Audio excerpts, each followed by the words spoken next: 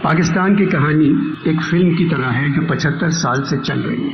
हिदायतकार Punjab, shooting Balochistan में हुई है, पसे पर्दा मौसीकी आर्मी का बैंड।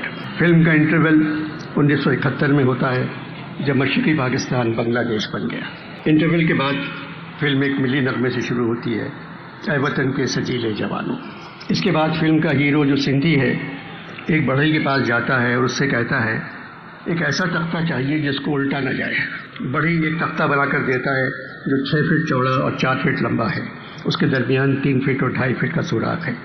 बढ़ई कहता है इस तख्ते को कोई उलट नहीं सकता, मगर इस तख्ते के दरमियान जो सुराख है तुम उसके नीचे जा सकते हो। फिल्म के आखिरी मंजर में एक आदमी अमेरिका से पैसे मांग रहा है, चीन से पैसे मांग रहा है, बरतानिया से पैसे मांग रहा है, सऊदिया से पैसे मांग रहा है और कह रहा है अगर तुर्की से कर्जा मिल गया तो कसम खुदा की आप सबके पैसे हम वापस कर देंगे।